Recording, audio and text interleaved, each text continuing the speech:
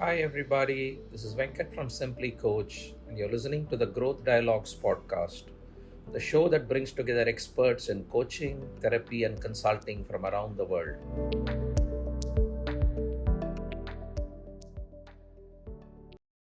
Hello, everybody. Thanks for joining this edition of our Growth Dialogues. Our guest today is Stephen Taylor. Hi, Stephen. Hi, how are you? Thank you. Thanks for joining us, Stephen. So, I met Stephen a couple of years ago over a call like this, and very fascinating listening to Stephen and the work that he does. He's been a coach for over 4 decades and has focused a lot on productivity improvement in his clients. And one of the things I find fascinating about his coaching is he focuses a lot on outcomes, and it's very tangible in terms of the benefits that he gives to his clients as well. So happy to have you on board, Stephen. So maybe I'll start with, where did you start? How did you get interested in coaching? Where did your coaching journey start, Steve? Well, that's actually goes back a long way, and I was mentioning before I am a relic. I've been around a long time. I started off actually by getting my master's degree in social work, and so I was a peer therapist, and I found that I didn't like it. So I went back to a particular school called the Ivy School of Business in University of Western Ontario, and it's based on the Harvard method. So I really like this whole idea of a practical approach to business improvement.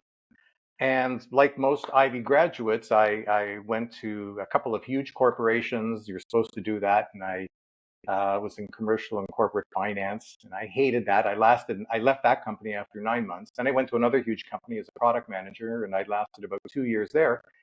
And I realized I didn't like working for other people. And so I decided to just start my own company. And, uh, and I started doing management seminars on leadership skills. And over the years, I kept doing them and adding coaching into it and adding consulting into it.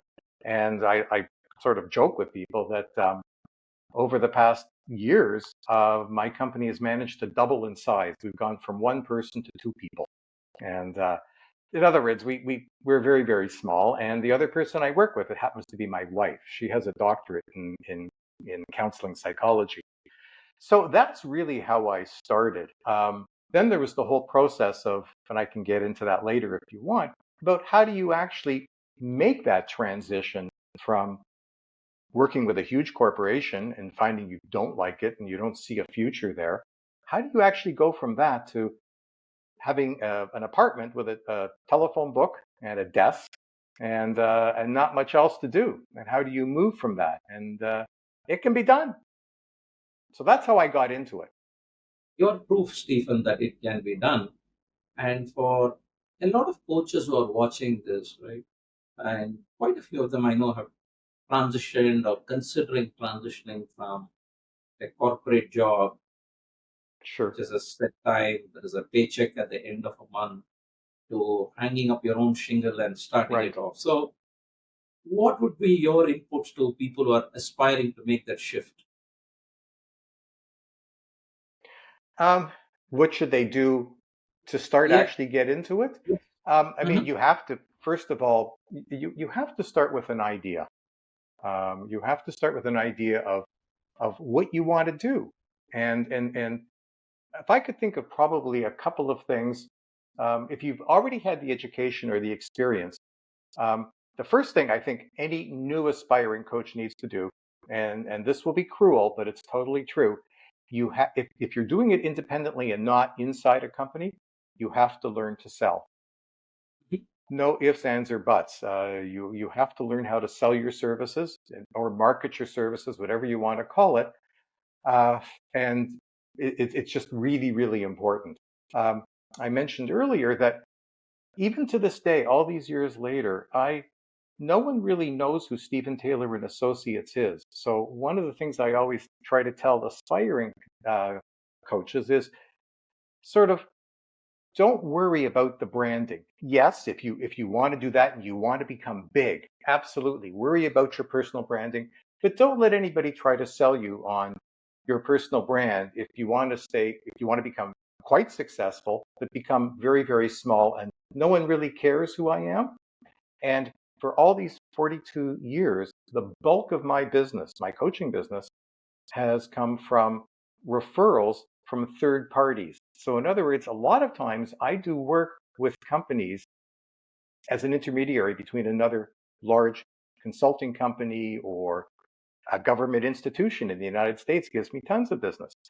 So, don't worry about the branding. You can do exceptionally well by just doing the best you can and not worrying about the branding. No one really has to know who you are. There are ways, and by the way, I've done work with the biggest and best companies that all the other big consulting firms do. You can get into them and you don't have to worry about the branding part. So that's it. The other thing I would also suggest to new and aspiring ones is to find find um, a guru that has particular approaches that you can sort of relate to, especially in the beginning, because it gives you a sense of direction. It gives you a path. Way back, I was particularly attracted, even in my social work days, to a person by the name of Dr. Thomas Gordon. And probably you've never heard of him, but he wrote a very authoritative book called Leadership Effectiveness Training, LET. And he also wrote something called Parent Effectiveness Training. To this day, it's still being used by people. And to this day, I still use materials and stuff from Dr. Thomas Gordon. So he was one of my first gurus. The more current gurus that I have now that I think any new consultant or new coach should look at is, you know this one very well. It's Marshall Goldsmith. I mean, I think the world of the guy, and he is just terrific. And he's behavioral enough for me, and he gives me a sense of direction of the kinds of things that should be done.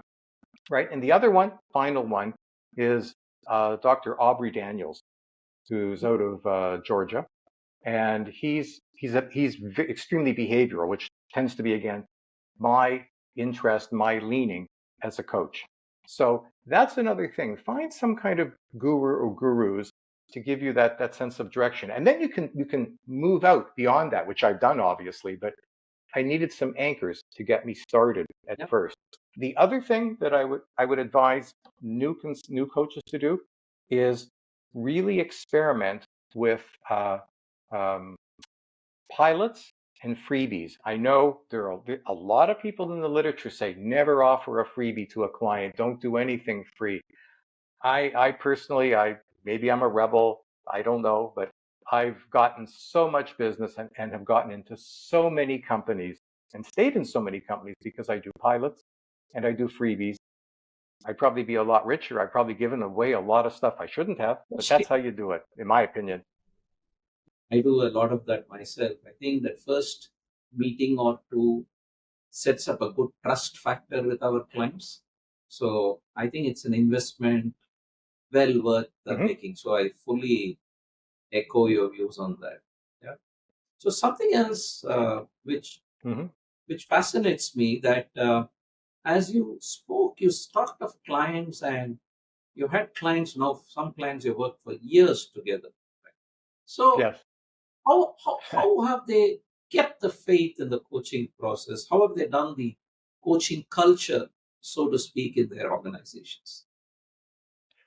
Well, there are companies that you go in, and when I'm there for many years, it's because I'm not coaching the same people in a lot of cases, obviously, but they keep sending you more people. And why do they do that? Because you produce results, and that's the other thing. If you're new or aspiring, really try as hard as you can to focus on producing results for the client, behavioral results. I for 360 feedback and executive coaching, I use Simply Coach because it makes it easy for me to do 360s. And I produce nice graphs and things for my clients to show here's where we started and here's where we ended up. And then I get feedback from the employees saying the same thing. And then you also can do it by simply productivity measures. I do a lot of work in manufacturing, so it's very easy there. It's not as easy in other kinds of companies. And it's sort of the holy grail of to produce measurable results. It's not always that easy in coaching, but always strive to do it. But in productivity, in production, it's actually quite easy because you tie the coaching in with specific behaviors that people need to do, and then you just keep moving forward with them. And your coachees really like the consistency of the process. So that's another thing I would say is very important too. It's not just coaching the individual, it's also getting them accustomed to the company accustomed to a process that you use that they also start to feel very comfortable with and they find it very credible.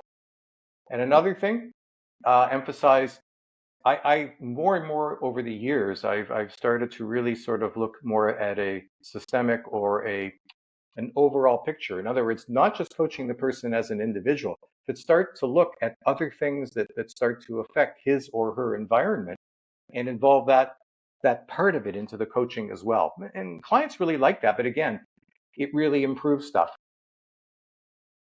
So Just one question there in sure, terms of, so obviously you speak a lot about one-on-one coaching, but yes. as you see the impact around, are more of your clients talking about group coaching? It's the sort of trends you're seeing there, Steve.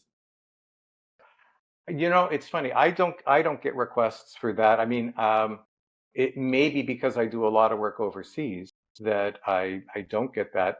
Um, Part of it also is, you've got someone here with 42 years of experience. You've got a person who's done a lot of things right, and you've got a person who you can learn from all my mistakes too, because I still make them.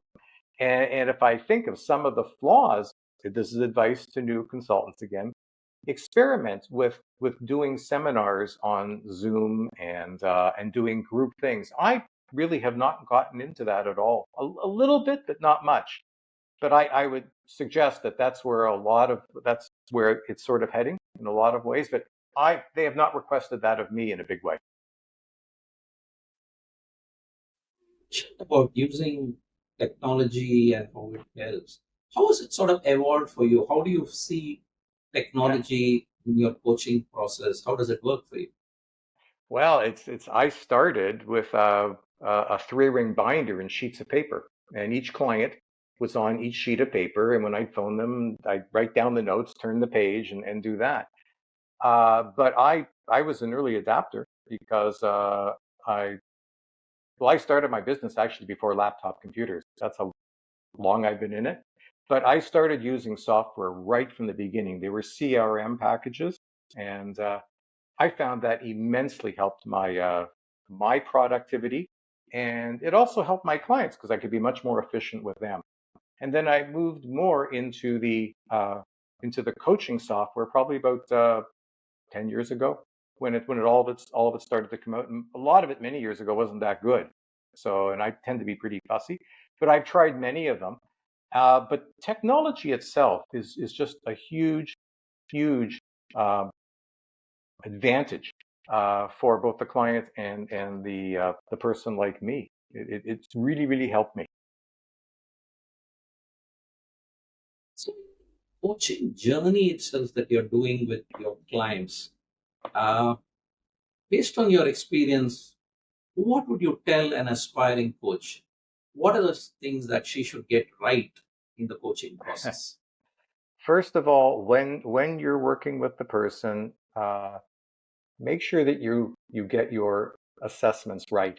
And again, I relate this from lots of mistakes of not doing it and rushing into things and jumping to conclusions. But it's really important to get your assessments right. When I work with people one on one, I do a lot of interviewing beforehand. A lot of the Marshall Goldsmith kind of stuff, but also a lot of focus group interviewing, a lot of other things. And I have people address three very critical questions after this assessment when you give the feedback. Are you really as approachable as you think you are with people around you? And they all think, most of them think they are. And I know from the interviews, they aren't. Some of them can actually be downright disagreeable. And most of them think they're pretty good at it. I actually tell them to go home and speak to some of their friends or their spouses, and they come back with some very interesting information that they aren't as much as they thought. So the first question was, are you really as approachable as you think you are with people around you? And everybody varies in that. Uh, the second question I asked them is, do your employees honestly feel comfortable coming to you with problems or ideas on a timely basis? And in most cases, these managers, owners, they teach their people to avoid them. They teach their people to not give them the right results. They teach their people around them to go to other people instead of them. So we look at that, and then I give them some of the feedback. And then the final question, are you aware of how your behavior affects other people? That every time you Mhm. say or do something, there's always a cause-effect relationship. And you can't directly change somebody else's behavior, but you can influence somebody else's behavior by your saying or doing something a different way. That can influence the person. That's the whole crux of my business. That's really all that it comes down to, is being able to influence someone else's behavior by changing the way you approach them.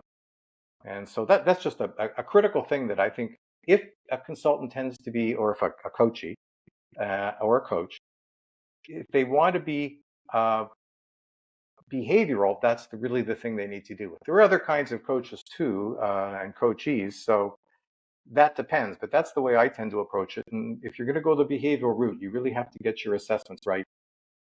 So Resonates a another lot, thing, Steve. The another influence thing is part to that sorry, attention. Sorry, the influence part that you spoke about, that yes, really caught my attention, right? I mean, it also tells it's a gradual process. It's not like you switch on and no. the moment happens, right? So, yeah, sorry, go ahead. If I could think of the most profound thing over all these years that my clients find the most profound are those three questions. I can't tell you how many times people have come back to me and said, wow, did a light go on? I just completely turned on with that looking at life and looking at work, looking at relationships that way.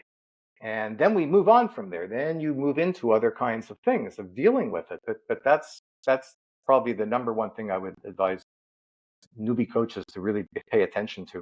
So thing, and I made a lot of mistakes with this one, is really paying attention to aligning the objectives you set with your coachee with the goals and objectives of the person's immediate boss or with the corporation.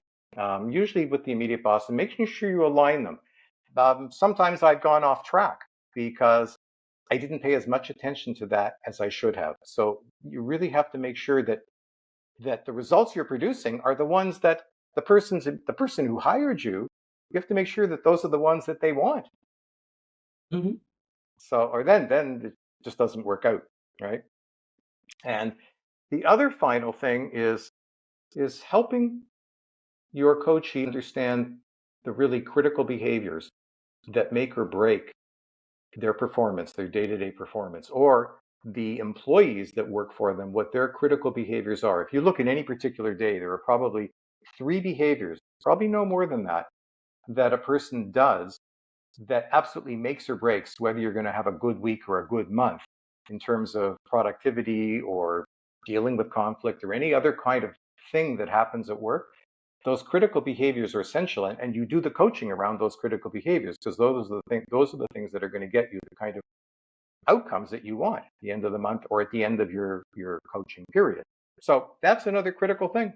And the measurable results, we talked about that. Always strive as much as you can to produce measurable results.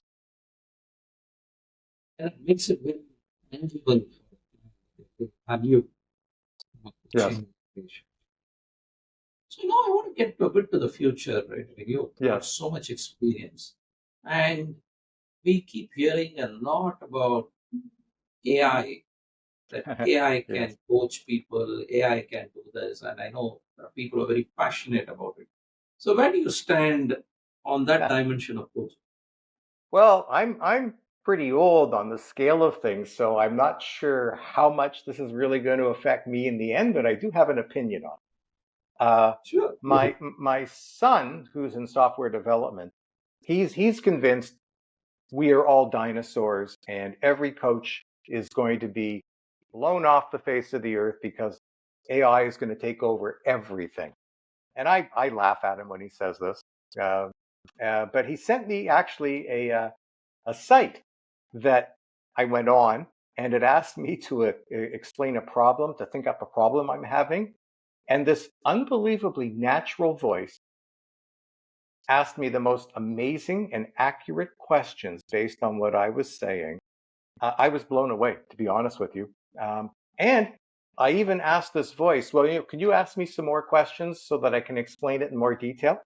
And this bot, or whatever it is, actually asked me more relevant questions.